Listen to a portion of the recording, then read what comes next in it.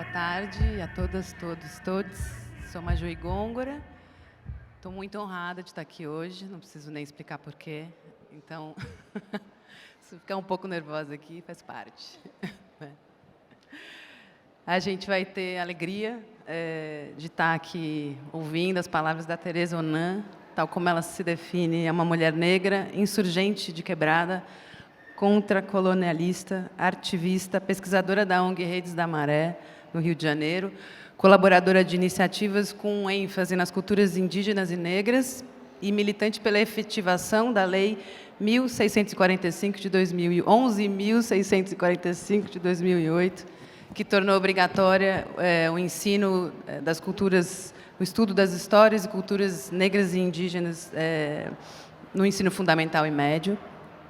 A gente tem também a honra de contar com a presença ilustre de Rosivaldo Ferreira da Silva, mais conhecido como Cacique Babau, da Serra do Padeiro, terra indígena Tupinambá de Olivença, do sul da Bahia, uma das maiores lideranças do país, atuação presente na defesa e na denúncia das violações dos direitos indígenas, a luta do Babau pela demarcação de terras indígenas e também a luta antirracista.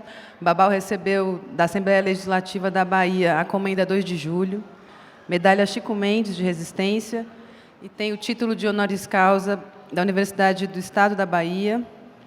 E a gente fica muito feliz de receber você aqui, Babau, ainda mais vestido com um manto que tem toda essa força e essa luta. Antônio Bispo, Nego Bispo, uma alegria imensa te ter aqui presente. É escritor, mestre quilombola, lavrador, formado por mestres e mestras de ofício, morador do quilombo do Saco do Curtume, em São João de Piauí. É autor de artigos, poemas e livros, Quilombos, Modos e Significados, e Colonização, Quilombos, Modos e Significados, que inclusive vai estar aqui à venda, para quem quiser chegar depois a gente vai estar cuidando disso. Ativista político, militante de grande expressão no movimento quilombola e movimentos de luta pela terra.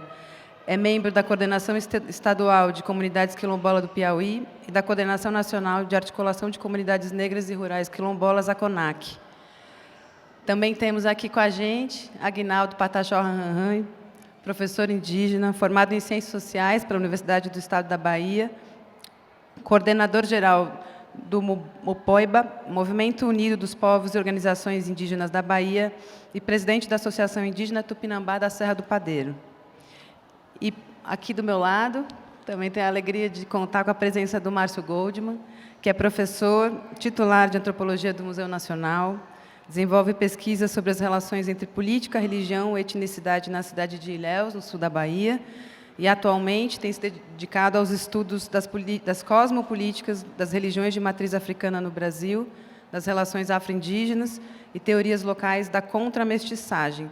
Recentemente, o Márcio organizou um livro chamado Outras Histórias, ensaios sobre a composição de mundos na América e na África, lançado ano passado. E, por último, meu parceiro, meu cunhado e meu aliado de outros carnavais, Eugênio Lima, DJ, MC, ator MC, membro fundador do Núcleo Bartolomeu de Depoimentos, da Frente 3 de Fevereiro e diretor do coletivo Legítima Defesa, que está em cartaz aqui no Sesc com a peça Améfrica em 3 atos. Passo a palavra para você, Eugênio. Então, eu tenho que apresentar você, Majuí Gôngora, só que eu estou sem cola, entendeu? Majuí Gôngora é doutora em antropologia, fez parceira, aliada, minha cunhada, como ela colocou, tem mais uma série de outras adjetivações e também é da Frente 3 de Fevereiro, assim como a Iramaia Gôngora, né? E eu queria, antes de tudo, eu queria falar um negócio para o Bispo. Bispo, eu coloquei minha melhor roupa para ver o arroz chiar, que nem Mãe Joana, assim. Ou como eu podia fazer, ó, coloquei meu melhor Marvin Gaye, sabadão na Marginal, que será, será. É nós e vamos até o final. Então, uma salva de palmas para os nossos convidados, por favor.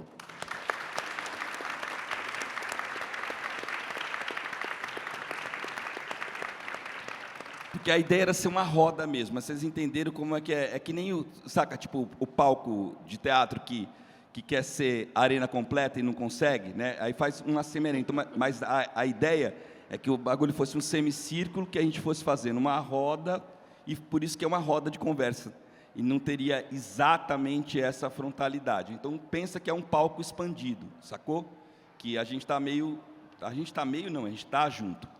Aí o seguinte, esse projeto, a roda de conversa afrofindorâmica, Confluência na Retomada, é um desejo muito antigo do coletivo Legítima Defesa. E demorou muito para ela se concretizar. O projeto ele começa muito antes, e eu acho que hoje assim, tem até uma ideia de juntar essa ideia de confluência, retomada, a ideia dos povos originários e os povos das diásporas negras, e essas lutas e tudo, e como se fosse uma matéria que hoje é comum, ou mais comum se pensar assim, mas há 5 anos atrás não era. Quando a gente começou essa parada, todo mundo achava que isso era uma fantasia, ou uma impossibilidade, ou então uma forçação de barra muito grande. Então, quando a gente pegou essa palavra, que foi construída a partir de uma conversa entre Babau e Bispo, numa das nossas lives, Diálogos Afro-Africanos, quando o Bispo fala, quando o quilombo, as aldeias e as favelas confluenciarem, o asfalto vai derreter. É desse ponto que eu parto. Começando, e ele fala assim, e já está acontecendo. Então, isso aqui não é novo, mas ao mesmo tempo é a continuidade daquilo que já está acontecendo, e já está acontecendo há 522 anos. Entendeu? Já está acontecendo. Então, o projeto ele vem com esse desejo da gente discutir essa perspectiva e conversar a partir de um encontro que fosse possível que essas histórias, essas experiências, essas memórias pudessem estar juntas, não só na ideia da luta e da resistência, mas na ideia também de uma confluência, de uma ancestralidade, de um respeito à ancestralidade, de um respeito à história e, principalmente, de um legado que não é só o enfrentar o sofrimento, a mazela ou a fuga. Como diria Abdias, quilombo não é espaço de escravo fugido. Quilombo é uma sociedade fraterna e livre, né? E a ideia de aldeia é outra cosmovisão, é outro rolê, outra história também. E, obviamente, né, o que representa a palavra favela no sentido mais amplo do seu termo, isso aí é autoexplicativo, acho que eu não preciso explicar isso morando numa cidade com 14 milhões de habitantes, ou próximo do Rio de Janeiro, só isso, né? Tipo, eu comecei citando Racionais, eu acho que daí já dá para entender, né? Se tiver que explicar isso, talvez eu não esteja no lugar certo. Então, esse é o ponto de partida da nossa conversa. Uma outra coisa também que é fundamental é que a gente vai se deparar com vários materiais ao longo do tempo. A gente se depara com um texto do Márcio, que é o 500 anos de contato, a gente se depara com as falas de Babau, né, e uma que é muito famosa, é um videozinho que tem lá, quando os caras estavam tentando mais uma vez passar, né, encomendar Babau lá para o outro mundo, que ele fala assim, calma lá, as pessoas que estão falando que você não é índio é porque querem tomar tua terra, fica esperto, entendeu? Porque querem tomar tua terra. E a outra coisa, quando o bispo falou assim, a confluência é aquilo que se diz sobre o encontro, e a transfluência é aquilo que se fala sobre o movimento dos encontros, né? Então, se é poli, se é variado, dá para confluenciar. Se for mono, não dá. Então, se for uma única visão, não tem confluência nenhuma, né? Se for poli, ele fala até assim, pode ser até cristão, mas se for poli, dá para confluenciar. Se vier com essa história de que a história é única, não tem confluência, aí acabou a conversa. Entendeu? Então, esse também é o desejo da gente confluenciar sem esquecer da memória e da luta de outras pessoas. Então, aqui eu quero saudar a Lélia Gonzalez, porque o projeto ele parte do conceito de americanidade. Quero saudar Abdias Nascimento, porque o quilombismo é um texto e uma presença forte, a obra do Abdias presença muito forte para o coletivo Legítima Defesa, né? E também saudar uma escritora que fez a sua passagem há pouco tempo, que é a Bell Hooks, porque ela que vai abrir uma porta e falar assim, olha, o encontro entre a diáspora e os povos originários, ele se dá muito tempo antes da estrutura da colonização. E aí ela vai falar de um livro chamado They Came Before Columbus, do Ivan Sétima, que é de 1973, que documenta a chegada em 1215 das naus do Mali na América Central, ou seja, muito tempo antes, sem a doutrina da descoberta. E é mais do que isso, né, pensar que esses povos, eles confluenciaram o respeito à ancestralidade e principalmente cosmovisão. E quando a gente chega à ideia de confluência, é nesse sentido. Só que a confluência, ela não é, para mim, no meu entender, ela não se dá simplesmente porque as coisas confluem, ela se dá também em um processo de dinâmica muito forte, que é cultural para os humanos, mas que é muito maior do que isso. E aí, quando a gente vai entrar em contato com o Babau e falar da retomada, quando você retoma o território, você não está retomando só o território, você está retomando a sua memória, você está retomando a sua ancestralidade, você está retomando o seu futuro. E então, quando a gente colocou a bandeira lá, Quilombo, Aldeia e Favela, lá na entrada do Teatro Carolina Maria de Jesus, porque a gente rebatizou o teatro, só precisamos, depois eu preciso falar aqui com o pessoal do SESC para colocar, mas quando a gente colocou ali no Teatro Carolina Maria de Jesus a bandeira Quilombo, Aldeia, Favela, a gente está retomando esse território, que uma retomada que ela é simbólica, ela é poética e ela é política. Eu espero só falar isso nessa roda de conversa, já estou tomando muito tempo, porque eu quero muito ouvir todos. Agora a gente vai passar por umas falas livres, né, deles sobre essa história, e não tem... a gente, infelizmente, eu estou só falando isso mesmo, porque se eu tivesse sentado também, eu ia ficar, pô, cara, não é como assim? Porque tem tempo, né? Eu sei que o tempo sem tempo é um tempo longo de espera, mas o tempo do cronológico, ele tem, a atividade tem uma temporalidade, os nossos convidados e convidadas também têm uma temporalidade, então a gente vai tentar fazer o máximo possível dentro do tempo que a gente tem, né?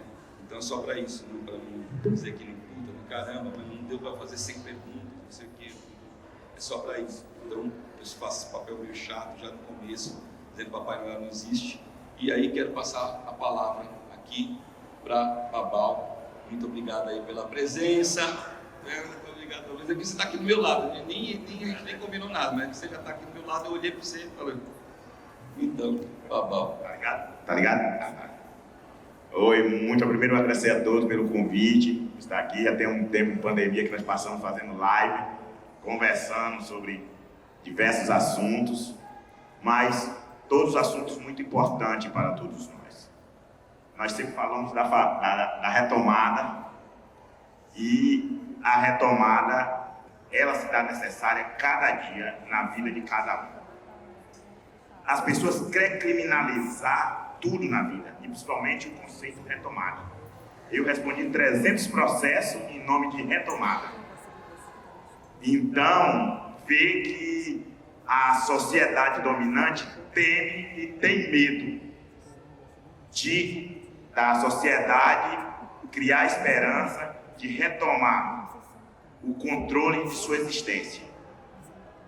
Nós, povos indígenas do Brasil, ficar em pé, é porque eu não consigo muito fazer as coisas sentado. Sou um índio tupinambá, acostumado a fazer oratória dentro do povo em pé. E olhando. Então, nós, povos indígenas, criamos esse conceito retomada quando o Estado brasileiro disse que nós éramos invasores. Como? E nós falamos, como nós somos invasores se nós estávamos aqui quando eles nos invadiram? E criaram um documento dizendo que nos descobriu. Olha o contraste. Depois eles criam uma narrativa. Diz, ou escravizados para produzir para mim. Aí diz, como nós não aceitava a permanência da escravidão, eles criam a narrativa. Eles são fracos, morrem rápido, são preguiçosos, então vou escravizar a África e trazer para cá. Olha, as pessoas vivem esse delírio há muitos anos, contando isso, levando a sério, perpetuando, e dando a lavagem cerebral em todo mundo. Mas eles não quiseram narrar a seguinte coisa: por que precisamos escravizar outro, de outro país? Porque os indígenas, principalmente os Tupinambá no Brasil, não admitiam a escravidão, nos atacavam e libertavam todos os presos e levavam de volta. Mas ao fazer isso, queimavam os engenhos, quebravam as roças, fazia não. E isso, durante 2 séculos no Brasil, foi praticado. Eles não conseguindo domínio, eles trazem a Igreja Católica e cria os aldeamentos jesuíticos, que eles veem para vencer esse povo, tem que dominar a espiritualidade. Então cria no Brasil a rivalidade espiritual. 200 anos, eles entendendo como os Tupinambá, os povos indígenas, agiam espiritualmente, eles implantam os aldeamentos jesuíticos, né, por volta de 1700, para que dissesse que o Deus dele era melhor que o nosso. O Deus dele era isso, era aquilo, então assim, implantaram na sociedade brasileira um Deus escravizador, criaram uma espécie de inferno que ninguém escapa nunca, onde não existe nossa cultura. Praticou o temor e o medo na mente de todos. Assim fizeram com os que trouxeram da África. Mas aí houve um processo de retomada antigo não falado. Os Tupinambá começavam a libertar os seus que estavam presos ainda e levavam todos os povos da África junto e formavam os primeiros quilombos. No Brasil, se você encontrar um quilombo antigo, vai encontrar também uma aldeia, na frente ou atrás, os vestígios, porque houve uma convivência forte, muito significativa, uma convivência que até hoje, por os governantes não saber lidar, eles começam a desconstruir todos os nossos processos de luta e de sobrevivência. Começam a mulato, Cabo Verde, começa a criar distorção de quem é nosso ser. Depois diz, não, é um país de mestiço. Aí eliminou todos nós, todo mundo.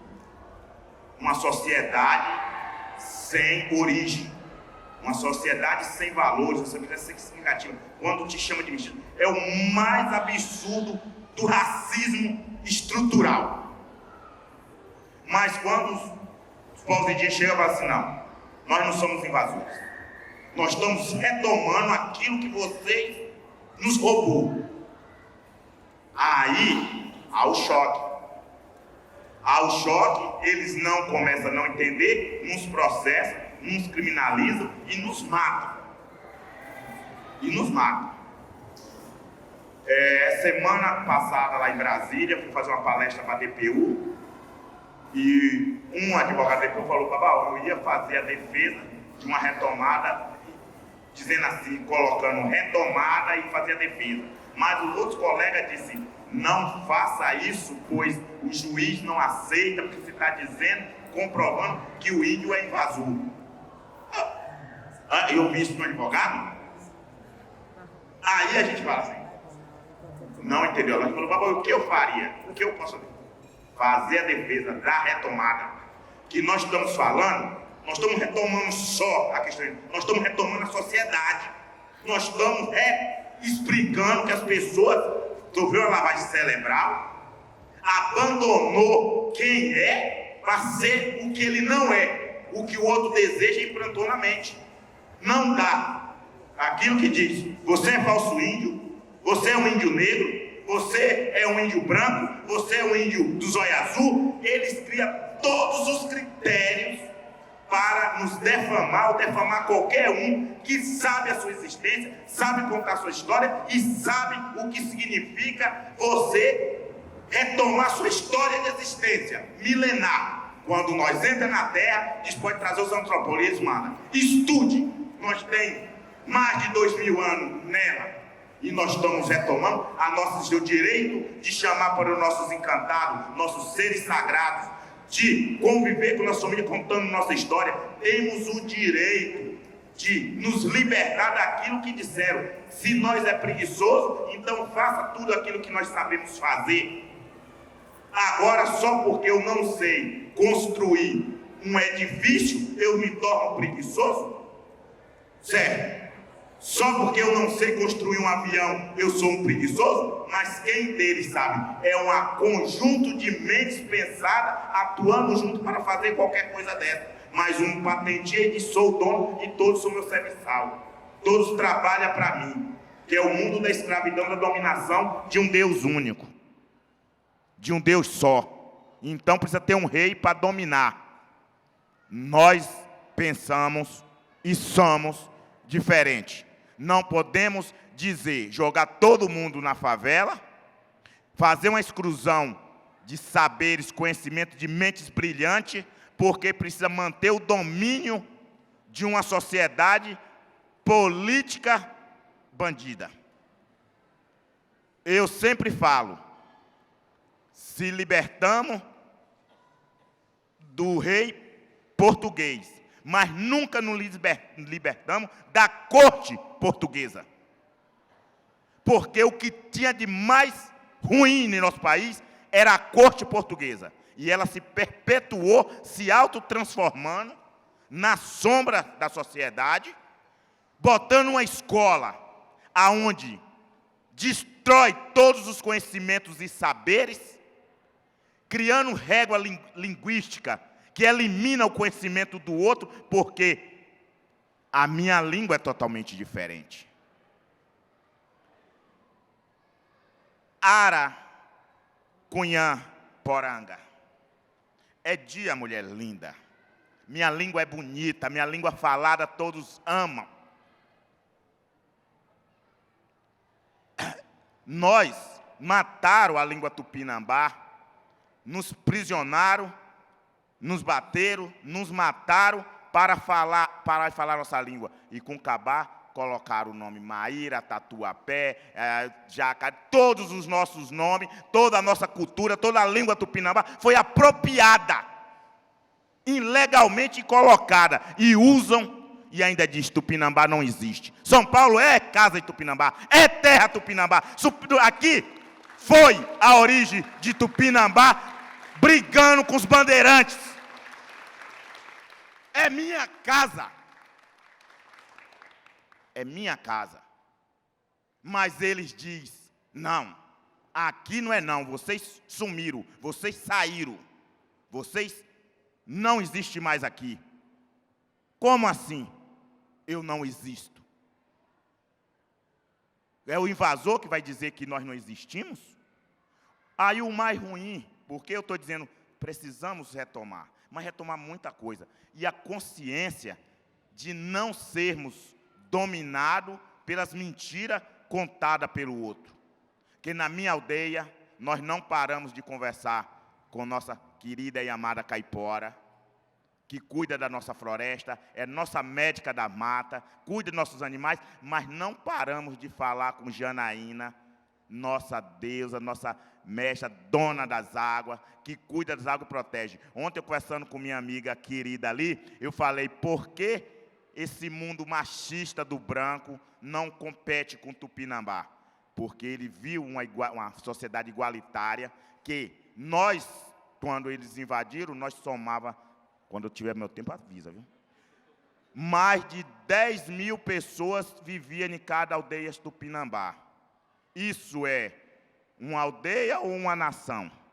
Se nós tínhamos, do Amazonas até o interior de São Paulo aqui, aldeias, que as menores aldeias do Tupinambá tinham 5 mil habitantes, comendo, bebendo, gordo, vivendo bem, e dizer, é uma tribo.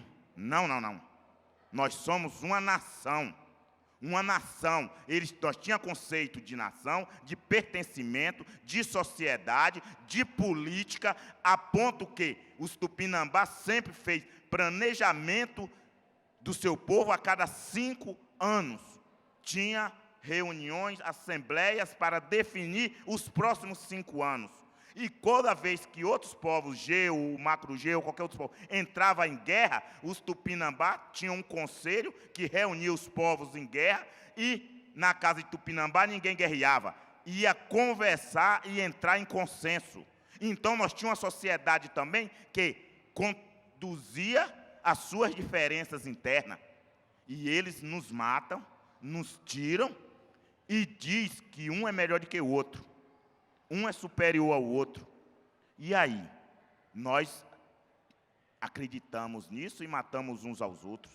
Brigamos e diz, fulano tem 200 mil hectares de terra e o sem terra invadiu, roubou uma terra. E aí vai na imprensa, e vai nos grupos de WhatsApp e replica. E não. Sim, por que não replica dizendo, esse ladrão que está com 200 mil hectares, devolva a minha parte, que minha família também tem direito.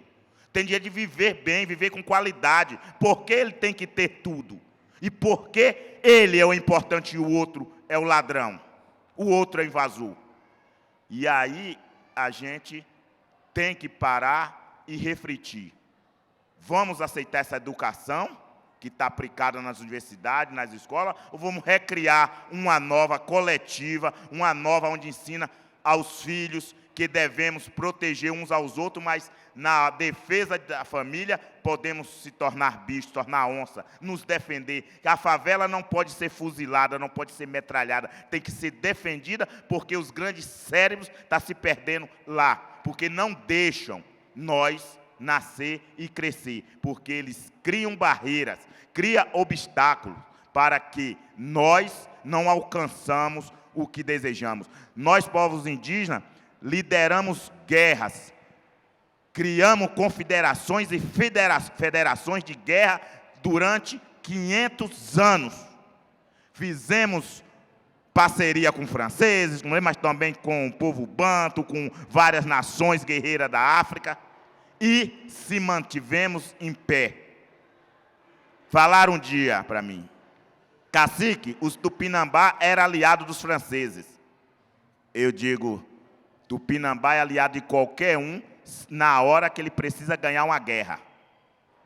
Nós se aliamos aos franceses em tal lugar, mas explodimos os franceses no Rio de Janeiro. Foi os Tupinambá que nós matamos os holandeses na Bahia e libertamos a Bahia dos portugueses. Por isso que a independência do Brasil é numa data e da Bahia é em outra, mas ninguém colocou lá que foi os caboclos. Não, foi os Tupinambá, foi os Tupi, junto com o povo preto, que libertou a Bahia e libertou o Brasil. E eles não dão nome, bota nome sempre de um homem branco, um general, né, coronel, essas tragédias que dominam para levar o nome daqueles que morrem. E nós aceitamos. Lutamos, fizemos criar uma Constituição cidadã, onde estava lá o direito de nossa nação. E o que acontece com as leis? As leis dessas nações é uma fraude. Elas são uma fraude, que eu expliquei para eles em todos os governos, em todo lugar que eu vou. Nós não podemos acreditar em leis forjadas, fingidas, para dar poder e mais poder a alguém. Eu falei para eles, as leis do Tupinambá está há mais de 2000 anos, contada, recitada, e o povo aceita e obedece. Isso é lei. Mesmo sabendo que será punido, mas as pessoas têm a consciência que precisa existir uma regra para que o grupo esteja unido e não seja destruído. Mas quando nós criamos uma Constituição, 2 anos depois, já tinha mais de 50 pedidos de alteração das leis indígenas, porque eles se sentiu desfavorecido. Então você vai criar uma lei para te favorecer? Olha bem, minha gente, vamos discutir isso. O Brasil cria a lei, por isso nós precisamos retomar muita consciência, mas muita mesmo. Esses 2 últimos anos de pandemia tiraram mais de 100 anos de direito nosso e ninguém reclamou. Ninguém questionou. Eu expliquei para eles, falei, na cultura tupinambá, se um indígena leva uma coisa da casa de outro, e o outro se sentiu lesado, para nós isso não é roubo, é desejo. Os tupinambá vai reunir, mandar aquele fazer um novo, comprar um novo, entregar para aquela pessoa e ficar com o velho. Ele só vai o quê? Dizer, poxa, podia ter comprado o meu, né? Agora eu vou ficar com o velho e vou ter que dar um novo ao outro. Isso é uma forma de punição. Quando um indígena, que é muito raro, mas aconteceu uma vez em minha aldeia, a punição foi quando um furou o outro com a faca. E aí teve um branco por trás, que alimentou um conflito. Todo mundo, não, nós temos a cultura tupinambá, nossa lei interna dos nossos povos. Não, aqui é coisa de tupinambá. E tinha até várias entidades brancas lá em casa, no dia, a gente estava fazendo julgamento, chegaram, nós não vamos interromper, bispo. Se nós estamos em nossa casa fazendo julgamento de uma ação, eles sentaram e viram nós, como nós tratávamos. Reuniu todas as 2 famílias, botou todas as 2 famílias, como funciona, o que aconteceu. Descobrimos o motivo, porque um agrediu o outro, qual foi as causas, quais seriam as soluções viáveis para não mais acontecer num povo inteiro, porque nós não discutimos só aquele caso, nós já vê que pode acontecer com muitos outros. E aí nós dissemos, a sentença é, você vai trabalhar com você e você que estão todos envolvidos, vai bancar a família, vai pagar médico, vai transporte e tudo, você vai dar cesta para você, não vai ficar de mal, não. Como não foi nada grave, vocês vão se respeitar daqui para frente. E não mais acontecerá. Então, a punição de fazer alguém pagar os danos faz com que a pessoa não queira mais cometer um dano. Não quer. Agora, se nós simplesmente pega e bate nele, porque ele furou o outro, pau, o cérebro dele ia alimentar ódio e dizer, agora eu mato aquele desgraçado que eu apanhei.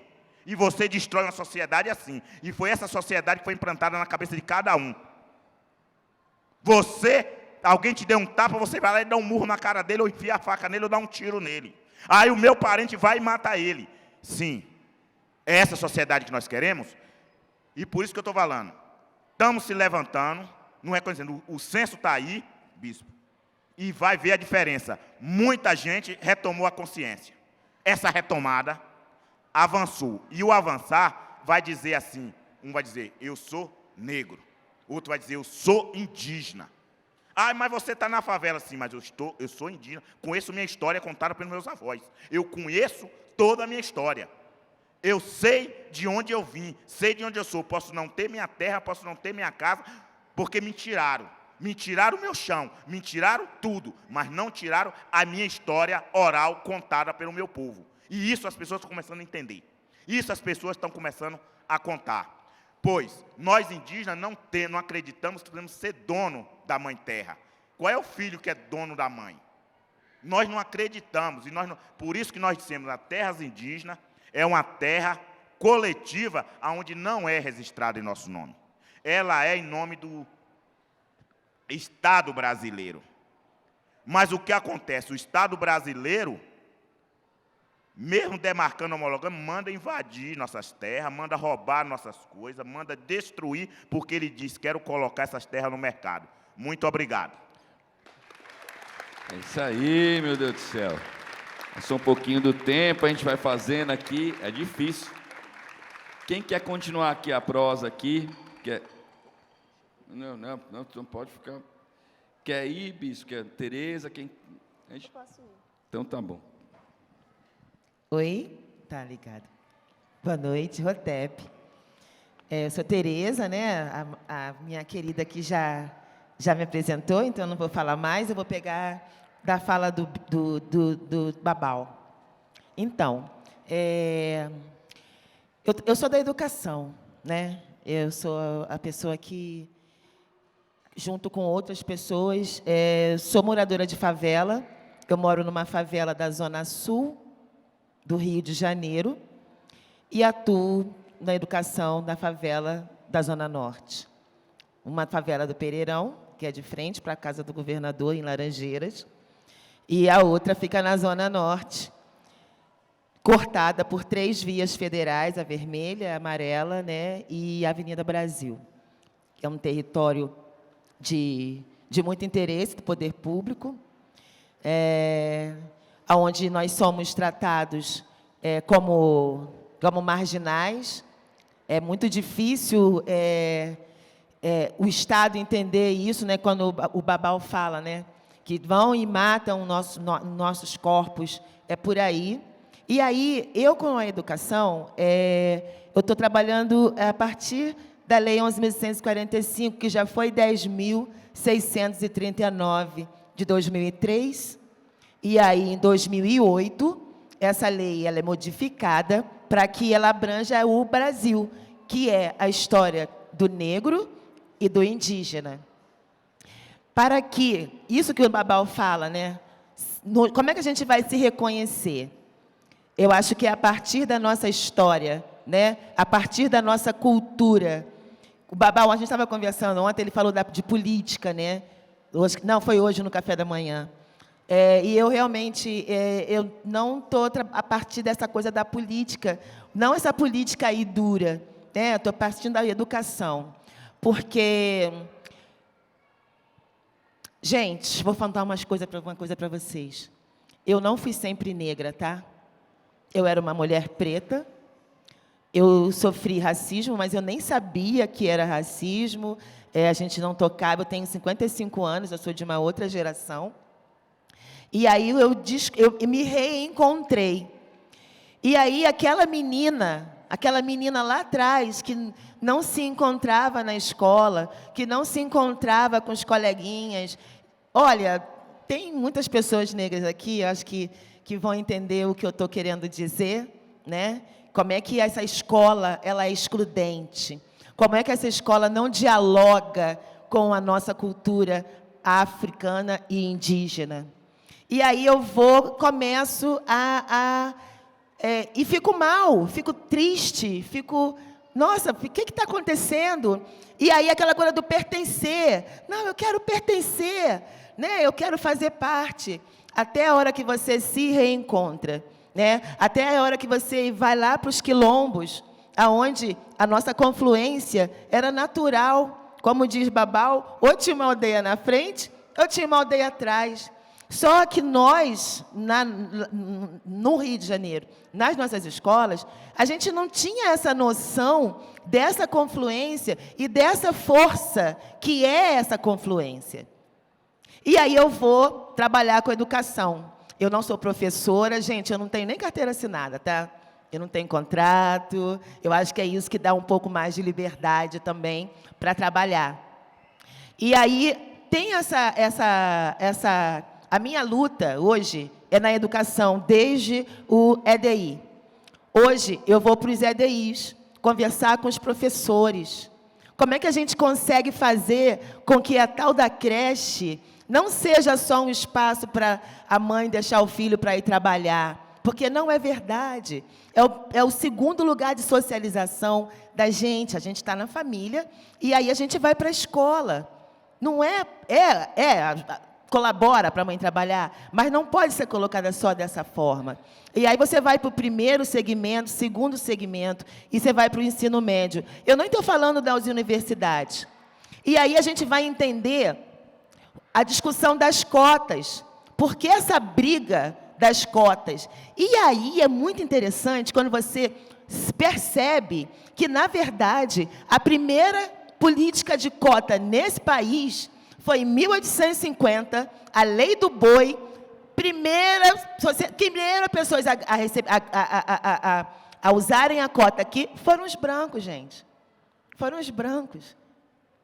Só tinha universidade para os brancos. As cotas, em 1850, se chama Lei do Boi. E aí, quando a gente chega agora em 2022, essa discussão ela é estéril. Mas por que ela é estéril? Porque a gente não aprende a nossa história. A gente não aprende sobre a confluência indiscutível e indispensável do povo negro e do povo indígena nesse país. Então, hoje, né, como é que eu tenho atuado? Eu tenho atuado indo para as universidades, eu tenho atuado indo para as escolas municipais, nas escolas estaduais, forçando uma nova leitura de nós, porque essa leitura que nós estivemos fazendo durante esse tempo todo, ela não é real, ou ela não é completa.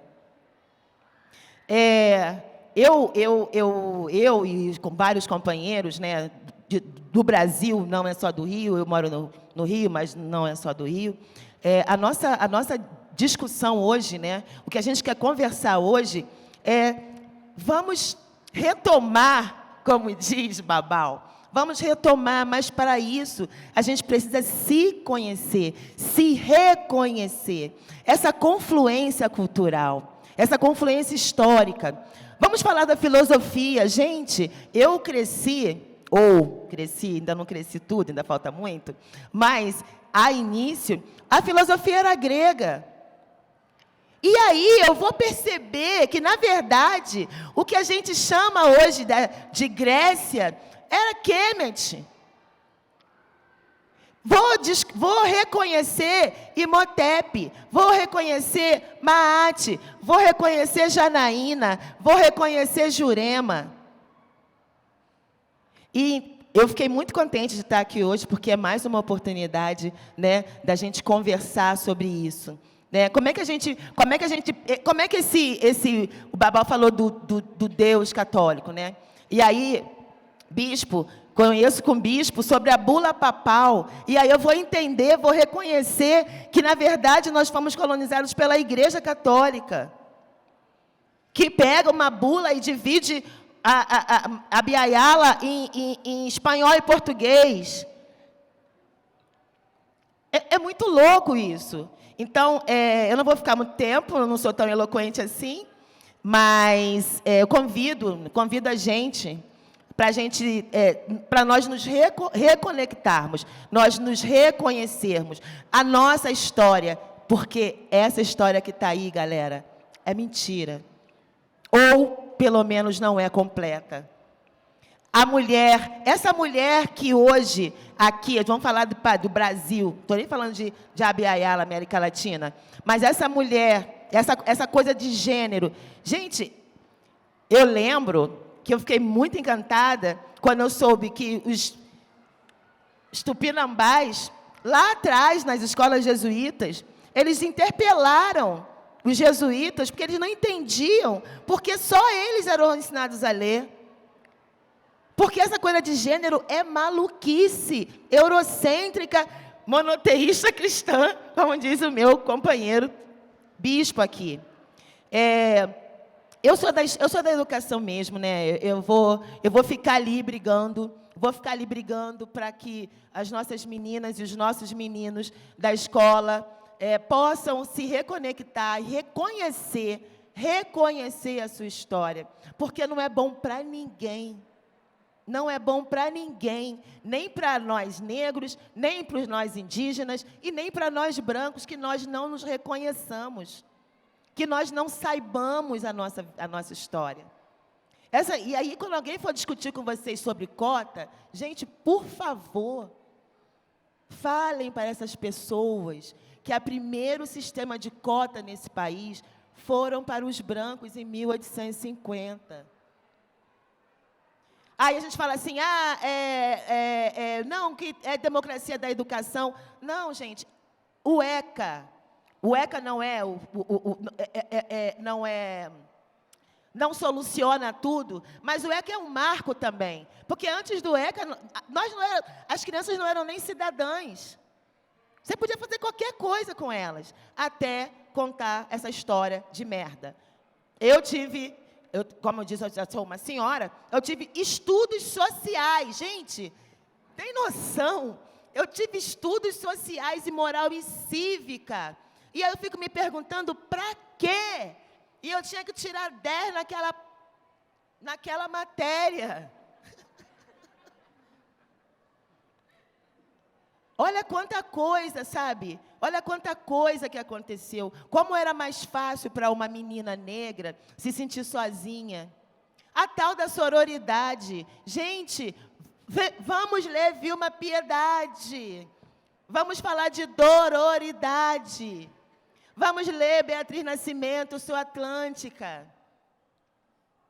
Vamos entender a oralidade dos povos indígenas. Eu acho incrível, e eu tenho trabalhado muito a partir da oralidade dos povos indígenas, a oralidade do meu povo.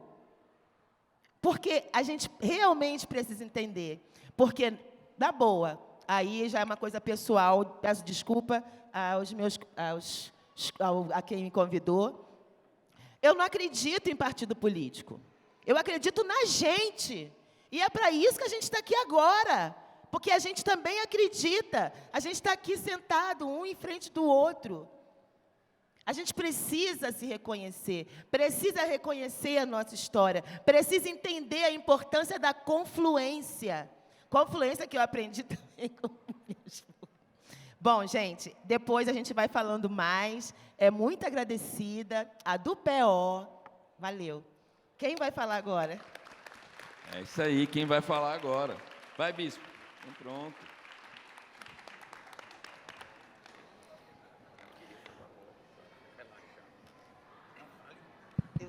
Então, em referência a Cacique Babau, eu também vou ficar de pé, tá bom?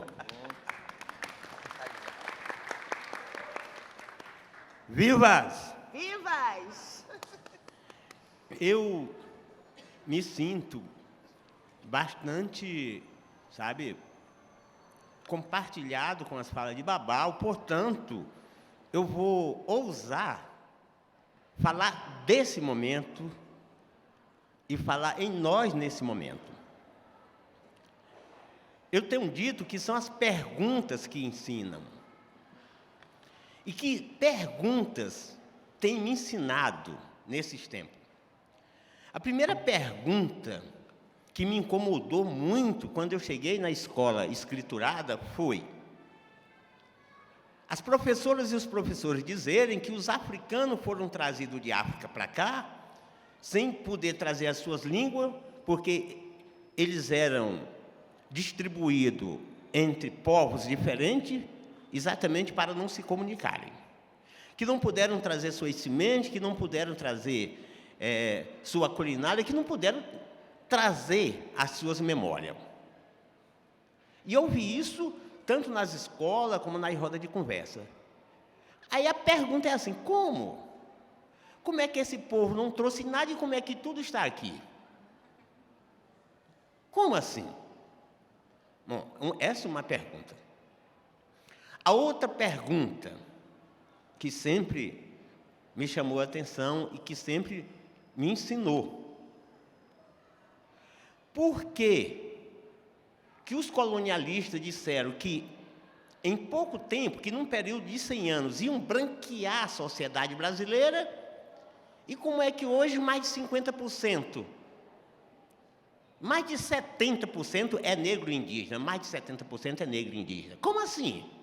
O milagre não funcionou? Cadê o Deus dos jesuítas? Não deu conta de branquear? O que foi que aconteceu? Bom, e aí essas perguntas foram me dizendo o seguinte, quando os africanos chegaram aqui, eles não falavam a língua local, mas eles falavam a língua ampla, diversa, que é a língua cosmológica. Então, os africanos e os indígenas se comunicaram através do vento, das águas, dos astros, das plantas, dos animais, e nos entendemos e criamos quilombos. Quilombo é uma das primeiras grandes confluências entre indígena e africano. Nós não fizemos os quilombos sozinhos. Tem um pessoal que pensa linearmente, até entre nós, é um povo dos movimentos negros urbanos que foram contaminados pelo partido e pelo sindicato, pelo marxismo, pela sociedade eurocristã monoteísta, e eles ficam dizendo que o quilombo é coisa só de preto, isso é ser mono. Se não fosse a nossa confluência com os povos indígenas, não teria havido quilombo. Eram os indígenas que conheciam as plantas, que conheciam as águas, e compartilharam conosco. Então, essa é a primeira grande confluência, que é uma confluência cosmológica. Durante um bom tempo, nós fomos considerados como povos de organização criminosa. Quilombo é uma organização criminosa até 1988. 1988. E as aldeias são organizações selvagens. Então, indígenas selvagens e nós criminosos. Na Constituição de 1988, a Constituição nos recepcionou como organizações de direito, mas não acolheu as nossas culturas, não acolheu o nosso modo de vida. A Constituição não acolheu a capoeira, não acolheu os terreiros, não acolheu a Jurema. A Constituição não acolheu os Tupinambá como eles são. Acolheu como eles querem que a gente seja. A Constituição não acolheu os quilombos como os quilombos são, como querem que eles sejam, na lógica da inclusão. A mesma lógica da inclusão que os nossos irmãos negros dos Alphaville, eu não estou falando dos negros da favela, os negros dos Alphaville. Os negros do Alphaville têm a política da inclusão. Como assim? Como é que nós vamos ser incluídos num lugar que só tem um? Não cabe. Bom, estou dizendo isso para dizer que isso que eu estou falando aqui, eu escrevi no livro que vocês vão comprar daqui a pouco, que é Colonização Quilombo, os modos e significações. E lá eu tive o cuidado de dizer, nós confluenciamos na Constituição como povo de direito, mas para transfluenciar. A Constituição é um lugar de passagem nossa. E aí a gente transfluencia a Constituição para confluenciar nos nossos territórios. E quando eu dizia isso, em 2015, o povo disse, como assim? Está querendo negar o Estado? Não, negar nós nunca assumimos. Como é que nós vamos negar uma coisa que nós nunca assumimos? Pô, o Estado não é nosso, o Estado é dos euro-cristãos. Bom, olha esse momento fantástico. Olhem esse momento que nós estamos vivendo. Vamos registrar. Esse aqui é um dos momentos históricos mais fantásticos de todas as nossas vidas. Guardem para dizer para vossas netas e para vossos netos. Quando eu atuei no movimento sindical, então eu estou falando, quando eu falo de movimento sindical, eu falo com conhecimento de causa. Eu atuei no movimento partidário, eu não estou falando de teoria, não, estou falando de vivência. Tá? A minha trajetória sustenta a minha fala. Bom, olha essa grandeza. De 2015 para cá, eu tenho percorrido vários lugares no mundo. E raramente eu tenho ido para a mesa com um dirigente sindical. Cadê os dirigentes sindicais? Desapareceram? Estão de férias durante esse tempo todo de férias? Várias vezes eu tenho sentado com o pessoal do MST. Cadê o pessoal do MST? Estão de férias também? Várias vezes eu tenho sentado com essas pessoas do pensamento mono, linear.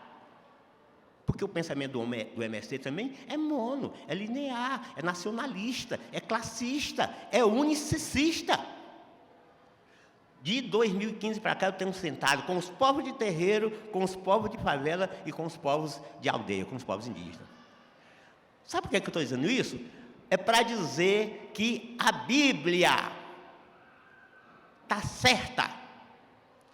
O Apocalipse aconteceu. Acabou a sociedade eurocristã, monoteísta, a partir do seu pensamento linear. Acabou!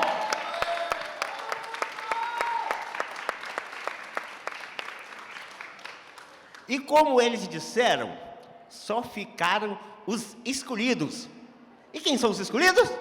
Somos nós, nenê! Nós nos escolhemos! Nós nos escolhemos. O mundo até 2000 funcionava da escritura para a oralidade. Liam a Bíblia para falar para nós. Liam os livros para falar para nós. Márcio Goldman mesmo leu muito livro para falar para nós. O mundo agora é outro. O mundo está funcionando da oralidade para a escritura. A gente fala para depois escrever. Está aqui, o Sesc vai escrever a fala de Babal. Vai escrever a minha fala, vai escrever a fala de Teresa. Está vendo? É outro movimento, é da oralidade para a vida.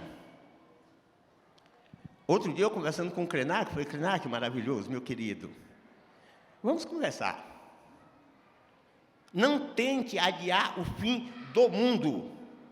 Tente adiar o fim de um mundo, o nosso. E desde que eu vou antecipar o fim do mundo deles. Isso é uma linda confluência. Eu vou antecipando o fim do mundo dos colonialistas e tu vai tentando adiar o fim do mundo dos contracolonialistas. E aí dá acordo entre nós, senão dá briga. Porque o mundo não é único, são vários mundos. Né? E como eles querem que o mundo deles acabe, passem bem. Não tenho nenhum problema com isso. Né? Eu estou dizendo isso para também dizer agora a grandeza desse momento. Nós estamos perto das eleições. Há alguns anos atrás, um debate como esse tinha por trás um ciclo curto, um biênio ou um quadriênio. A sociedade brasileira, cristã monoteísta, pensa em biênios e quadriênio. Então, a eleição vai ser no dia 2 de outubro. Nós estaríamos aqui todos preocupados com isso? Não. Nós estamos preocupados com a era que se reedita, o novo mundo que se reedita, o mundo dos escolhidos e não dos incluídos, o nosso mundo. Estou pouco me lixando para o que vai acontecer no dia da eleição. Para mim não faz diferença quem vai ganhar. Faz diferença como nós vamos lidar com quem vai ganhar. Eu estou me preparando para lidar com o pior. Se der o melhor, aí ficou fácil para mim. Mas eu estou me preparando para lidar com o pior. E sempre foi assim para nós. Nós sempre nos preparamos para lidar com o pior. Tá? Eu me preparo para nadar. Mas se aparecer um barco, eu descanso. Mas eu me preparo para atravessar o rio nadando. Eu me preparo para resistir à fome. Mas se aparecer comida, eu me alimento. Então, nós estamos vivendo o momento da reedição nas retomadas. E aí, só para encerrar, eu fiquei muito satisfeito quando o Eugênio disse afropindorâmico, porque ao mesmo tempo nós temos uma guerra de narrativa. Eu fui adestrador, eu sei o que significa isso. Alguém de vocês tem cachorro? Como é o nome do cachorro? Como? O meu é Luna. Lula. Não, Lula não. Oh. Luna. Oh. Luna. Ah, Luna. Luna, como Luna. Ótimo. Não, olha. É que quando eu adestrava bois, eu tinha um boi que o nome dele era Canário. Ora, eu nem sei se o boi gosta de ser chamado de boi, muito menos de passarinho. Como é que eu vou chamar um boi de passarinho? Ei, Canário! Então, quem nomina, domina. A arte de nominar é a arte de dominar. Então, essa questão da guerra narrativa é interessante. Por isso que eu estou dizendo. Pergunta. Afro-brasileiro. O afro-brasileiro. Não, por que afro-brasileiro? Por que afro-brasileiro? Aí eu fui ver, quando os colonialistas chegaram aqui, o nome desse lugar, eu estou falando de lugar, não é de povo. O nome desse lugar era Pindorama, terra das palmeiras. O lugar de onde nós viemos é África. Eu não estou falando dos povos, podia ter vários povos, mas o lugar era... Então, é afro-pindorâmico. Não é afro-brasileiro, isso aqui não é Brasil. O Brasil é fantasia, é uma invenção. Então, é afro-pindorâmico, eu fiquei muito agradecido quando eu vi isso, afro-pindorâmico. Depois, é isso que nós temos dito. Quando eu vi aquela bandeira, quilombo, aldeia e favela, ou favela, aldeia e quilombo, ou favela, quilombo e aldeia, porque é circular, é isso. Está dizendo que nós estamos falando de diversidade, nós estamos falando de povo, nós estamos falando de confluência. E nós não estamos querendo ser um povo, nós queremos ser sempre vários povos. E é isso que nos sustenta. Nenhum quilombo é igual, nenhum.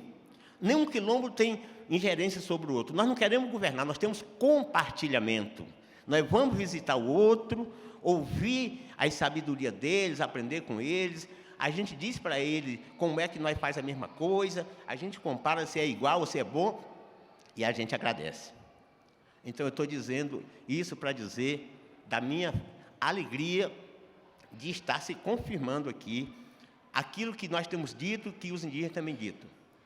Nós estamos vivendo a era da grande confluência entre quilombos, favelas, aldeia, comunidade de pescadores, quebradeira de coco, comunidade de fundo de pasto, comunidade marisqueira, comunidades politeístas, comunidades diversas. E assim é dizer, perdeu, neném?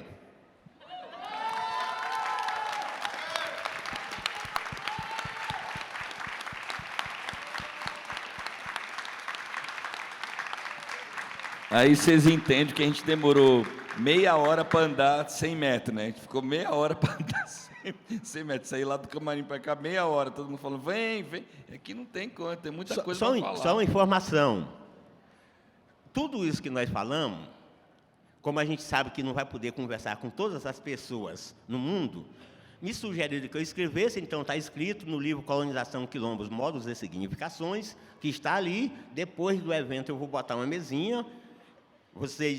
Eu sou o cara que mais autografa livro, porque o meu livro só quem vende é eu, só vendo autografado. E aí, o livro custa R$70. No começo era 35, as pessoas pediram 2 por 50. Aí eu pensei, não, as pessoas estão dizendo que esse livro está barato demais. Aí eu botei 1 por 50 e ninguém reclamou. Eu falei, olha, tá vendo? Aí eu estava vendendo 1 por 50 sem imposto, mas também ninguém estava reclamando. Aí eu apliquei o imposto etílico de R$20 e estou vendendo por 70. Ninguém reclamou e ainda compartilha o imposto etílico comigo depois da venda. É isso aí. Quem quer ir agora, Márcio? Eu preferia falar logo, deixar o Aguinaldo encerrar. Ainda bem que eu já comprei seu livro, né? Porque senão é um problema, né? Comprei vários, né? Todos devidamente autografados. Bom, mas, claro, gente, eu vou tentar falar muito rápido. Eu queria primeiro agradecer demais como é que eu posso dizer, inesperado convite para participar dessa banca. Eu soube disso há umas 4 horas atrás, mais ou menos, que eu estaria sentado aqui. Eu devia estar sentado aí com vocês, porque, de fato, a minha posição em relação a todas essas pessoas que estão aqui, tantas outras pessoas, é uma posição de espectador mesmo, né? É uma posição de quem está ouvindo.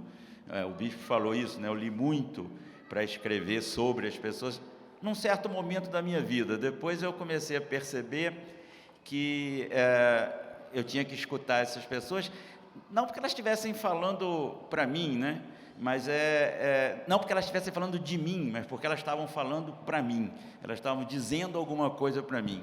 E acho que isso se tornou uma questão na minha vida, quer dizer, o que exatamente essas pessoas estão dizendo para mim. E eu, como professor, eu também tenho algo de oralidade, eu não sou um sujeito só que escreve, não, eu falo pra caramba, você sabe disso, né? Eu tenho um prazer nesse tipo de contato oral. Eu sempre gostei muito mais de ser professor do que de ser escritor. E eu acho que justamente a função do professor, mas também a do escritor, como o bispo disse, né? É um pouco essa coisa, uma coisa que eu sempre lembro, parece que dizem, foi o Mayakovsky que disse, quando algum marxista falou para ele, mas esse negócio de poesia que você faz, isso serve para quê? Quantas pessoas vão ler essa poesia elitista que você escreveu? Ele fala, não, você não está entendendo. Isso é igual quando você joga uma pedra na água. 10 pessoas vão ouvir, mas essas pessoas vão contar cada uma para 10, elas vão contar para mais 10. Eu sempre achei que dar aula e escrever não tinha uma descontinuidade tão grande, porque se tratava disso, né? Se tratava de dizer alguma coisa para um círculo, obviamente, limitado de pessoas, mas que isso ninguém sabe onde poderia chegar. Nesse caso, chegou no Eugênio, para grande surpresa minha, né? Quer dizer, sei lá, 3 anos atrás, talvez, né? No começo, antes da pandemia começar, o Eugênio entrou em contato comigo, disse que tinha lido um texto meu, eu fiquei super contente, evidentemente, porque acho que é um efeito desse, né? A Majoí fez um curso comigo, né? No círculo mais restrito, né? Depois isso passou para um outro círculo, foi passando adiante, talvez, e a gente suspendeu a minha vinda aqui naquele momento por causa da pandemia, né? Exatamente. Mas durante esses anos todos de pandemia, a gente manteve contato, né? Depois entrou muita gente nesse circuito de contato, participamos de várias dessas atividades chamadas equivocadamente de virtuais, né? Porque elas são muito reais, na verdade, elas têm um certo potencial, evidentemente. E aí, finalmente, eu soube que ia acontecer esse evento, dei um jeito de vir para São Paulo para assistir o evento, e a peça e tudo, o espetáculo, e aí hoje de manhã eu fui avisado que eu teria que falar aqui. Eu, de fato, não consegui pensar em nada, depois de ouvir o Babal, depois de ouvir a Tereza, depois de ouvir o Bispo, menos ainda, né? Eu fico pensando o que mais eu teria a dizer, né? Eu não tenho nada mais a dizer, talvez a única coisa que eu possa dizer, que eu acho que tem a ver com a fala dos três, provavelmente o do Aguinaldo, né? que ainda vai falar, é um pouco assim que o que me mobilizou de algum modo e que fez circular, né? É sempre uma coisa circular, né? O que talvez tenha me mobilizado e que aí depois também acho que talvez tenha afetado o Eugênio e que aí depois voltou, né? Não para nunca esse negócio, não tem uma direção, muito menos de cima para baixo ou de baixo para cima, né? Mas nem mesmo assim, é uma coisa realmente circular, né? E é uma coisa que eu aprendi, enfim, como antropólogo. Antropologia pode ser muitas coisas, pode ser coisas horrorosas e pode ser coisas não tão horrorosas. E do lado não tão horroroso da antropologia, tem uma certa obrigação que você tem de escutar os outros. Nem todos os antropólogos levam isso até o fim.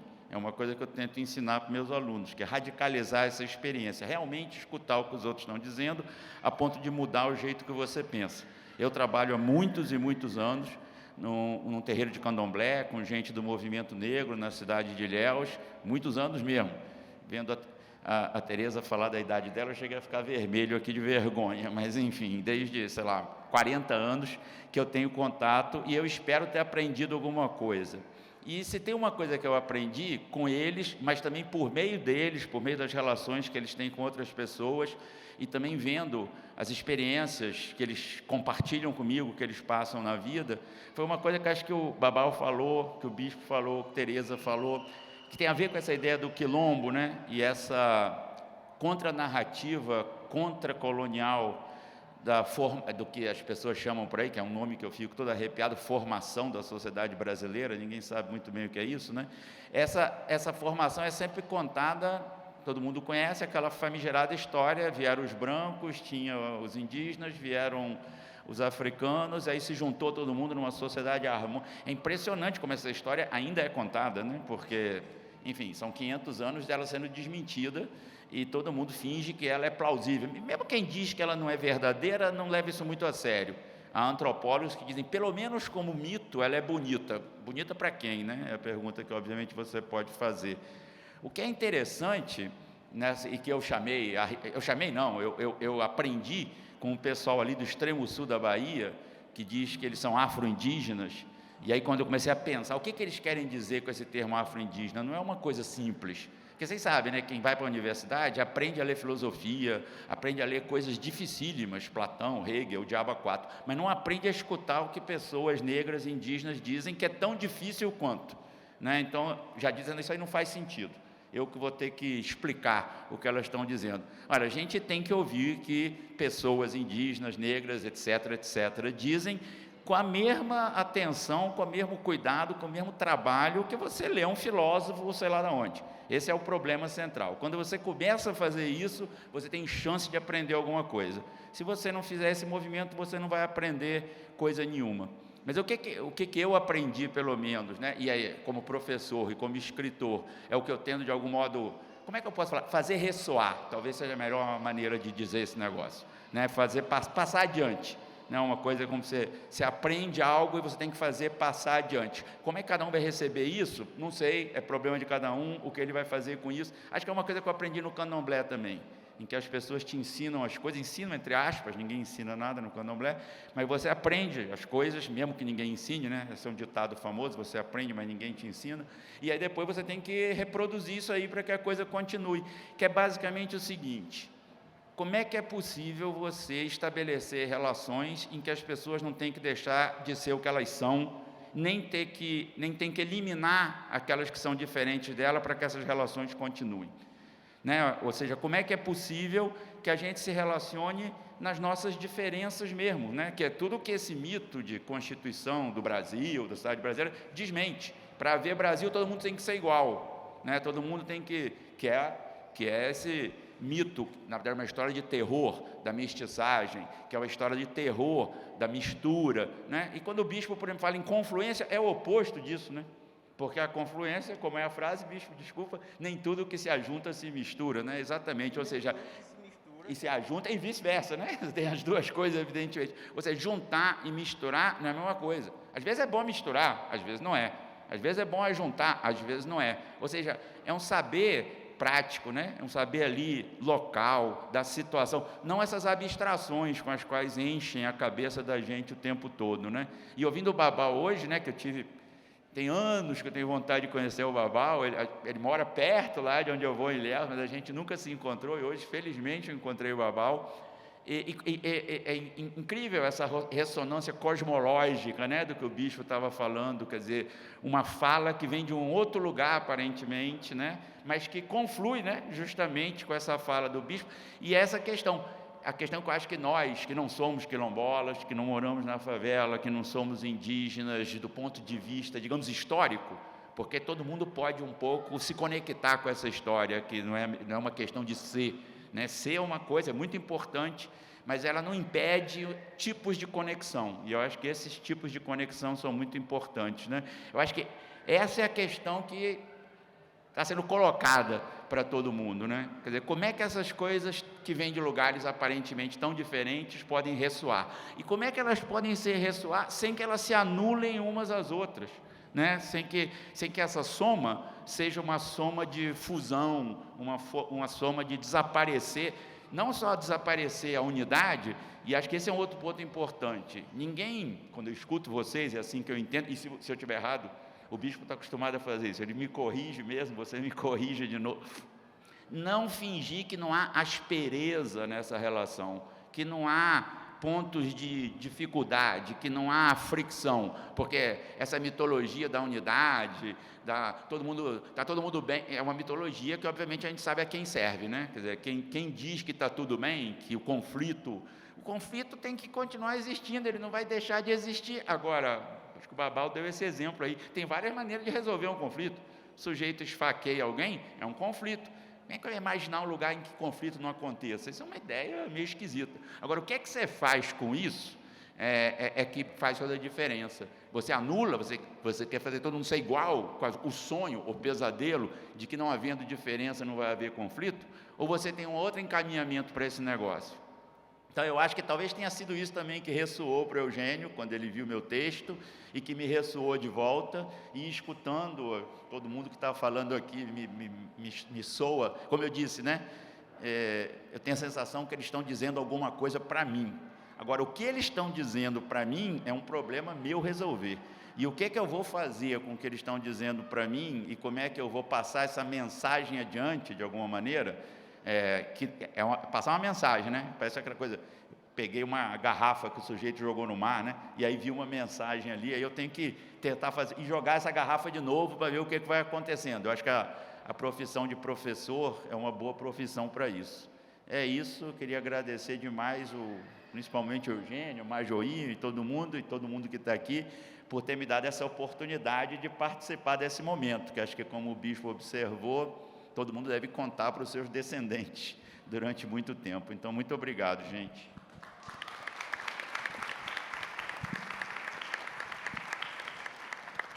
E agora a gente vai ter a palavra de Aguinaldo.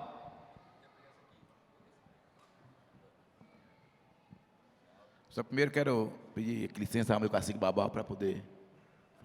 Pessoal, boa tarde a todos e a todas.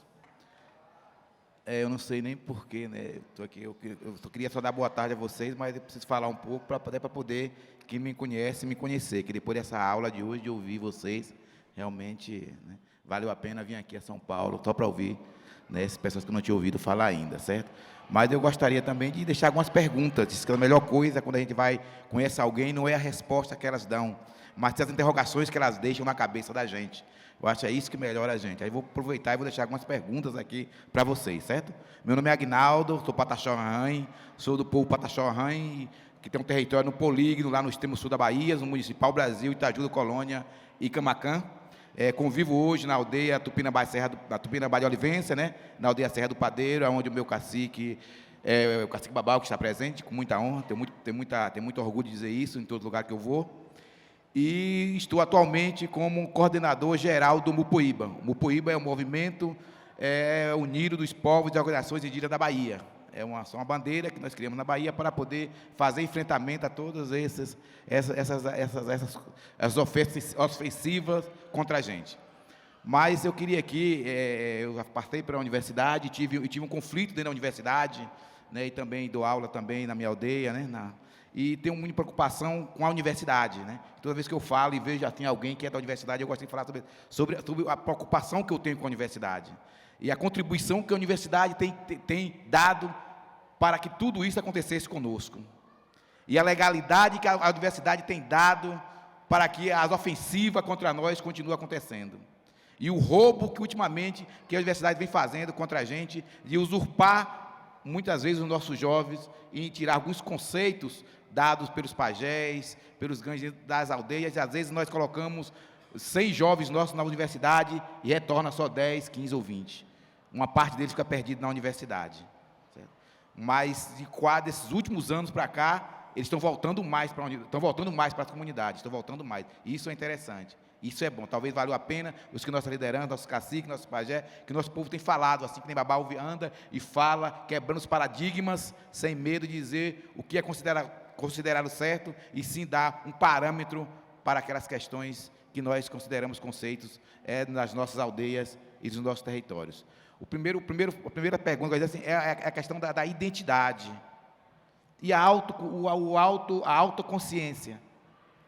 E a autoconsciência parte de uma situação que eu vejo toda hora na televisão, toda hora em vários lugares institucionalizados. Nós somos a minoria. Desde quando nós somos a minoria? Nós nunca fomos e nem somos a minoria. Nós somos a maioria guiado pela minoria. E no momento que a gente conseguir saber a nossa identidade, aí sim. E aí, o bispo falou na questão que a gente tem do pertencimento. A identidade vem pelo nosso pertencimento. E o nosso pertencimento é importante, porque se nós não sabemos a quem nós pertencemos, nós não sabemos quem nós somos. Se nós não sabemos quem nós somos, nós vamos para onde nos empurrarmos a gente, que não sabemos quem nós somos. Quando a gente não sabe quem nós somos, nós não sabemos o nosso lugar. E esse é um dos problemas que enfrentamos. Nós não sabemos quem nós somos. O momento de nós saber quem nós somos, e nós sabemos quem nós somos. Sabemos de onde nós somos, nós temos que saber o que nós queremos. Eu cheguei aqui ontem, me botaram em um local ali bem alto, eu subi lá em cima, fico olhando, eu só vi prédio. Eu não vi outra coisa a não ser prédio. Aí eu viajo de ônibus, de lá de Pau-Brasil, de lá de Serra do Padre, de Borarema, para Brasília de ônibus. Tem lugar que o ônibus anda de mais de 3 horas, de só terra. Essa terra é da empresa fulano de tal. Aí eu chego em Brasília, só vejo o prédio, o povo amontoado. Tem alguma coisa errada. Porque tem tanta terra. E aí vem o valor da terra. Como conceber a terra que dá o sentido à vida. O que dá o sentido à vida é o valor que a gente dá para a terra. Mas quem não tem a oportunidade de pisar na terra, que valor que ela vai dar para a terra? E aí, sabendo os valores da terra, porque a gente, às vezes a gente mede a vida da gente por 70 anos, 90, e acha que a vida da gente acabou. E eu tenho quase certeza que não é da maneira que vocês que estão aqui nesse momento pensam. Se pensasse assim, provavelmente não estariam aqui. Porque quando a gente tem com a cultura de a vida acabar aos 90 ou aos 100 anos, nada vale a pena lutar. Quando a gente valoriza ela e acha que ela é infinita, aí sim. Babau é infinito, Babau nunca vai morrer. Bispo nunca vai morrer.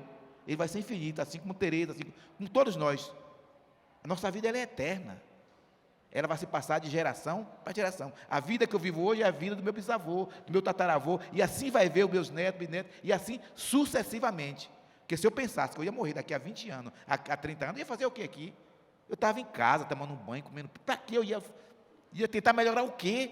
Para quê? Para 15 anos? Para 20 anos? Eu tento melhorar porque eu quero que meu tataravô tenha um mundo melhor do que o meu. Que consiga ver esse oxigênio ainda no nosso planeta. Eu acho aí que vale a pena os nossos povos indígenas, a nossa luta é justamente essa. E a nossa luta não é só para nós, e sim para todo o planeta. Só é simples pegar um mapa de geografia hoje e olhar a maior preservação em todos os biomas brasileiros está onde tem os povos quilombolas, os povos indígenas, os ribeirinhos. E nós somos acusados de ser baderneiros invasores. Mas invasores de quê? E aí, às vezes, nós vamos para a universidade, muitos de nós, né, e justifica essa invasão. Mas é simples. Eu vou fechar para essa fala aqui, eu vou contar uma história bem rapidinha. Há um tempinho atrás, no ano 2000, eu fui vereador lá da minha cidade, pau-brasil. Depois saí, que eu não me acostumei, né, de ser vereador. Mas eu fui convidado para dar uma palestra na UNB, uma palestra bonita sobre o índio e a política. Naquela época tinha eleito vários vereadores, Chavante, assim, e nós tínhamos feito reunião. E aí, quando me chamaram, eu fiquei todo feliz da vida. Eu me sentia assim, uma pessoa bem feliz. Nossa Senhora, o povo da universidade está me chamando para ir lá falar. Eu fiquei bastante bonito, eu comprei uma calça bonitinha, uma camisinha bonita, bem arrumadinha, bem cara, botei. Aí botei meu colar e vim, né, bem arrumadozinho mesmo. Na hora que eu cheguei lá, a primeira coisa que eu sentei, estava muito lotado, tinha uns 500 estudantes de Direito. A primeira coisa a primeira vergonha que eu passei foi quando me convidaram para a mesa. Passava 2 minutos, 3 minutos convidando os outros. Universidade de Harvard, eu não sei o que, foi convidando. Então, aí nós chamou Agnaldo Pataxó Arranha, liderança indígena. Aí começaram a falar, eu tinha escrevido, tinha feito uma pesquisa, quantos vereadores tinha indígena, em qual povo era. Arrumei, estava muito bonito. Aí até achei um milagre que eu tinha feito. Para dizer tudo aquele povo, né? Daqui a pouco, quando eu fui falar, eu falava antes do padre. O padre chegou junto de mim, falou 15 minutos que no Brasil não tinha índio. Falou assim, categoricamente, e falando das leis, de tipo sanguíneo. Eu olhava para um lugar, olhava para outro, e naquela época eu estava só com o jeito que eu estou aqui mesmo. Eu falei, o que é que eu vou falar agora se todo mundo me chama de índio? Eu sou Pataxó Arranha. Eu sei que eu não sou índio, eu sou Pataxó Arranha, mas o Brasil todo me chama de índio. O que é que eu vou dizer agora? Aí eu era o próximo orador, eu pedi ao moderador para poder falar depois. Aí eu fui ao banheiro, e aí sempre eu ando com uma bolsa, botei mais colar, pintei meu rosto de arucum, botei mais colar, aí peguei meu maracá que está aqui comigo, que estava na minha bolsa, eu coloquei na mão e voltei. Quando eu voltei, o estereótipo já mudou. Quando eu voltei a falar, eu não vou dizer aqui, eu dei razão ao padre, que o padre estava certo, né, por ele falar que era índio, e eu afirmei para o padre que nós realmente não somos índios, nós somos povos. Tem o povo Chavante, o povo Tupinambá, o povo Pataxó, o povo Quiriri. Na Bahia tem 30 povos. No Brasil tem mais de 300. Ainda tem muito mais. Entre vocês, deve ter vários povos entre vocês, que no futuro vocês vão estar dizendo, eu sou do povo tal. A autoconsciência vai dizer a vocês. Tenho certeza que entre vocês tem outros povos que nós não conhecemos, meu cacique, e está aqui agora entre a gente, e daqui a um tempo, quem sabe, alguém vai procurar o cacique, olha, eu sou do povo tal, eu vi aquela palestra sua lá, e eu sou do povo tal. A autoconsciência vai trazer de que povo a gente pertence. Aí, após eu dar razão ao padre, e dizer que o meu estereótipo estava daquele, porque o bisavô dele tinha estrupado minha bisavó, e passei a contar aquela história da Igreja Católica, que todos vocês conhecem.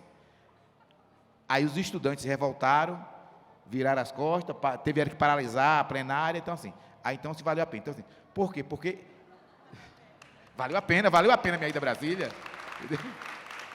Valeu a pena. Porque conseguimos desmoralizar o invasor no meio dele. Nós desvalorizamos o invasor lá no núcleo dele. Ele foi desmoralizado diante de uma plateia de quase 500 estudantes de Direito. Isso, aí valeu a pena. Tanto é que eu conto essa história até hoje, né? Valeu a pena. Então, pessoal, então é isso que eu gostaria de contribuir com vocês, certo? Na Bahia, nós enfrentamos os nossos mais de 30 povos da Bahia. Vive um momento muito difícil ultimamente, sempre foi difícil, mas agora está mais. Todos sabem aqui, né, que nesses últimos anos nós temos encontrado muitas dificuldades na questão dos marcos legais que têm sido tirados da gente e na questão do enfrentamento. E aí eu quero concordar em gênero, número e grau do que o bispo falou, que esses últimos anos, quem tem ido para a rua, quem não tem tido medo de morrer, são os nossos povos. Aí, e por que o povo indígena foi para a rua na pandemia? E por que o povo quilombola foi para Brasília? Por quê? Porque para nós a vida não acaba com 90 anos. Se um de nós morrer no conflito, a vida nossa não acabou. Ao contrário. Essa é a situação. Se um de nós morrer lá no confronto com o pistoleiro, no confronto na rua com a polícia militar, ou com outro qualquer, ou com um desses... A vida daquela pessoa que morreu, nossa não acabou ali. Ao contrário, ela vai ser gerada por muito e muito. Por isso que nós ocupamos Brasília com mais de 8 mil, ocupamos Brasília com as mulheres, com mais de 3 mil mulheres, a nossa juventude, por isso que nós respeitamos a natureza, e com respeito à natureza, ela deu a cura para nós, para enfrentar também a pandemia, porque a natureza nos dá tudo. Essas doenças que passam, elas são feitas para matar a gente, sim. Por quê? Porque nós saímos da natureza, Fomos ser amontoados, perdemos contato com a natureza, vem as doenças e mata a gente. Quem está na natureza e valoriza a natureza cura aquela doença que não é da natureza e que foi transformada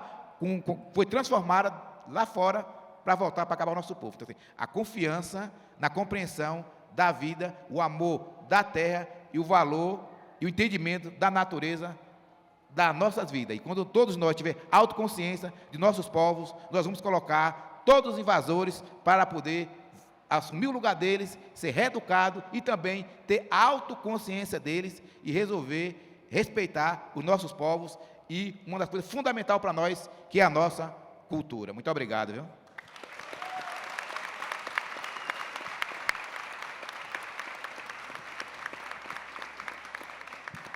É isso. Então, eu acho que eu vou passar agora para as considerações, não sei o que se chama, vocês que tem que se despedir, entendeu? Na consideração final é nesse sentido, né? Eu queria muito, assim, só fazer eu queria que o Legítima Defesa, que é um coletivo, né, que é o coletivo que está fazendo, porque foi parecendo que é pessoal, pudesse vir aqui para frente, só para a gente ver quem nós somos, né, porque... né, tem o lance da série e tal, tudo, mas tem o lance da presença mesmo. Pode vir mesmo, pode vir ficando. Pode vir.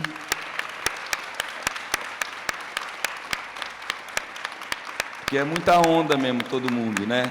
Muita onda. Tem né, Babal falou de Janaína, tem até Janaína.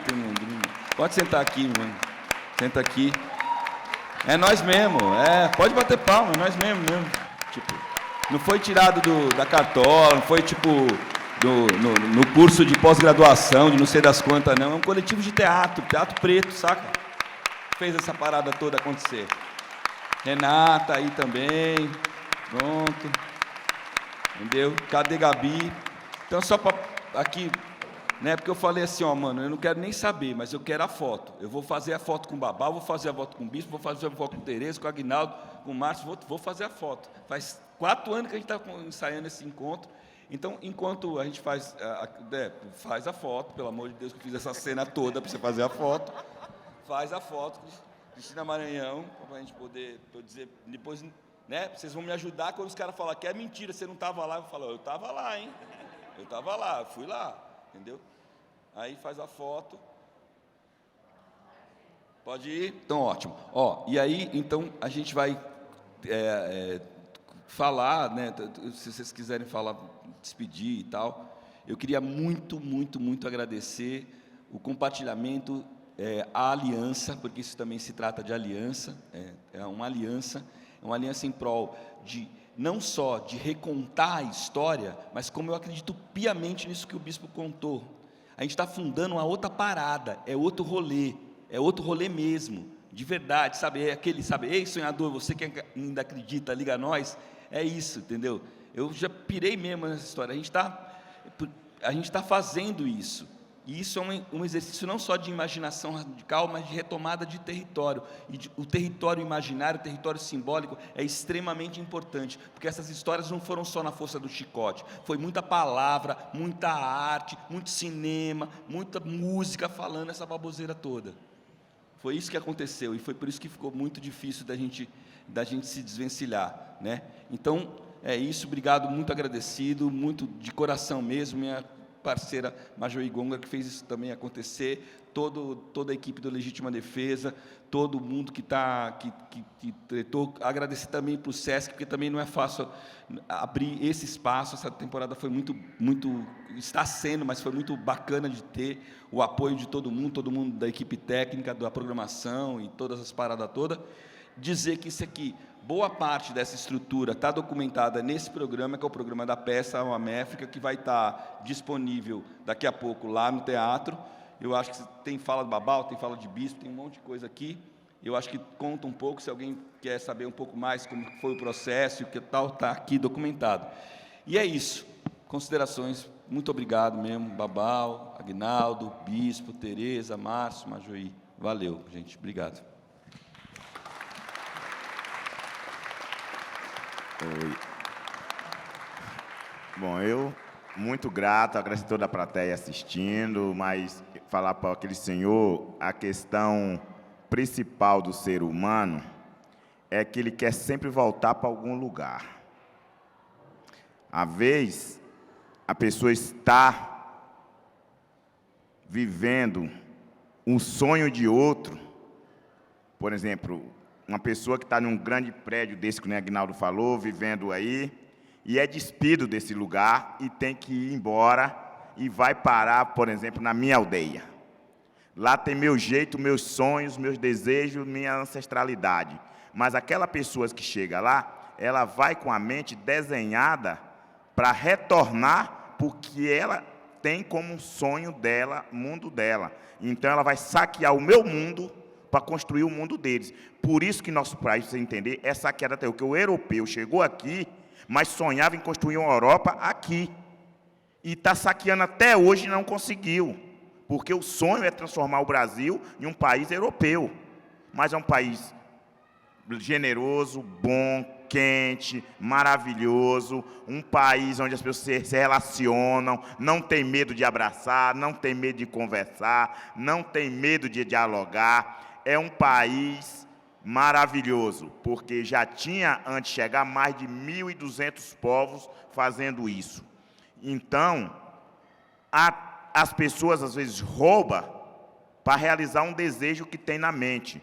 As pessoas discriminam porque quando vê as pessoas falar o periódico do índio com cabelinho caído, com isso, com aquilo, ele cria uma imagem na mente e aquela imagem se choca quando encontra um índio que no cabelo não é caidinho na testa, não é franjinha. E a mente se choca, e a mente entra em contradição, entra em culto. Infelizmente, a gente precisa trabalhar tudo isso. E por isso eu agradeço muito a vocês. E quero dizer a vocês, vocês já souberam por que todo mundo tem nome? Isso é importante. O nome é o símbolo da dominação. Você só consegue dominar alguém quando essa pessoa tem um nome para você chamar e domesticar. Por isso você pega seu cachorro e dá um nome, pega seu boi e dá um nome, pega a sua rua e dá um nome, porque tudo que você dá um nome você consegue controlar. E tudo que se autodenomina você não consegue controlar. E por isso que os Tupinambá, o pai podia dar um nome de criança, mas aos 15 anos de idade, aos 13 anos, no Círculo da Lua, que é transformado os guerreiros e as guerreiras, as meninas moça ou os meninos guerreiros, eles dão o seu próprio nome, para não ser dominado pelo seu próprio povo.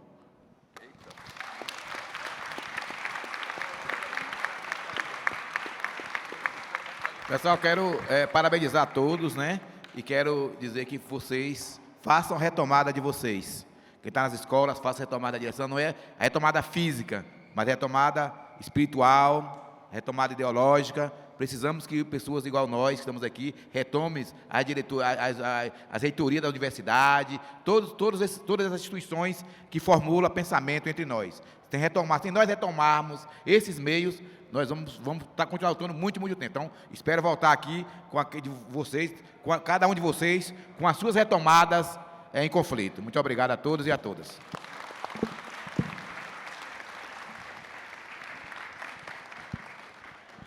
Nosso amigo, sobre esse encontro que você narrou, mãe Joana, minha mestra, minha avó, ela me dizia o seguinte: meu filho, palavras boas, horas algumas. Palavras ruins, horas nenhuma. Então, a imagem que eu vou lhe trazer do encontro é outra. É o encontro dos rios. Um rio não deixa de ser um rio porque ele se encontrou com o outro. Ele passa a ser um rio mais forte. Essa é o ensinamento da confluência. Ele é um rio da nascente até onde ele encontra com o outro. De onde ele encontra com o outro, os dois passam a ser um rio, mas não deixa de ser o rio que nasceu. Então, a imagem das confluências para mim é essa. E eu declamei uma poesia para o povo da Maré. Essa poesia está gravada por Lázaro Matumbi. Eu fico muito, festivo de Lázaro Matumbi ter gravado uma poesia nossa, porque Lázaro Matumbi, para quem não conhece, é uma das pessoas que não se mercantilizou na Bahia. Lázaro Matumbi canta nossas vidas. Aí eu vou declamar essa poesia, mas ela está no Spotify, quem quiser ouvir, cantada na voz de Lázaro Matumbi, que é uma voz que vibra muito mais do que a minha, né? Mas diz o seguinte: nós, caminhando pelos penhascos, atingimos o equilíbrio das planícies. Nós, nadando contra as marés, atingimos a força dos mares. Nós, edificando nos lamaçais, atingimos a firmeza dos lajedos. Nós, habitando nos rincões, atingimos a proximidade da redondeza. Nós somos o começo, o meio e o começo. Existiremos sempre, sorrindo nas tristezas, para festejar a vinda das alegrias. Nós somos a gira da gira na gira. A nossa trajetória nos move e a nossa ancestralidade nos guia. Vivas!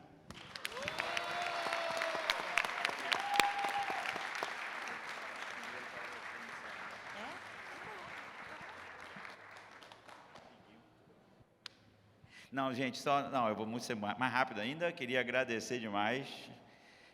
Um pouco isso, acho que eu já plagiei o Bispo uma vez, né? Essa coisa que nem tudo que se ajunta se mistura, né? Eu acho que também nem tudo que esbarra se encontra. E eu acho que, na verdade, o que o Eugênio tem conseguido fazer ao longo desses anos é um verdadeiro encontro, né? Desses que mudam a vida, pelo menos a minha vida, né? Então, queria deixar isso registrado. Obrigado aí, tá, todo mundo. Tentar ser tão breve quanto ele. Boa noite, foi massa. E falando do nome, né, de autodenominação, meu nome é Tereza Cristina. E aí eu quero estar andando, quero estar encontrando pessoas. E aí é coisa do caminho. E aí eu coloquei o meu nome de Tereza Onã. Onã é o nome de um Exu. Um Exu que na cultura eurocêntrica, monoteísta cristã, é o demônio, né? Mas que na nossa cultura isso não existe. Isso é coisa do inferno, o diabo, né? Na nossa cultura, tanto Yorubá, quanto Banto, quanto Jeje, quanto Nagô, né? E outras tantas. E é isso que... E eu estou muito contente, né? Quando o Babal falou da denominação, e eu olho para nós juntos aqui agora, eu percebo que isso é o caminho, né? É o diálogo, é a conversa. E convidar a todos, né? Principalmente quem nunca fez, a conhecer o Sankofa, sabe? É fundamental, gente. É fundamental entender aquele pássaro que está virado para frente com a cabeça voltada para trás.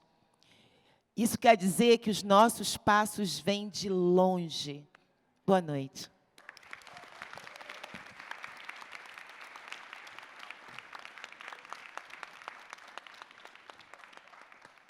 Majuí. Eu só quero agradecer mesmo. E a É gente bom também quando quer a gente agradecer não tem você. palavras, não precisa ter palavras, né? Eu estou bem mexida.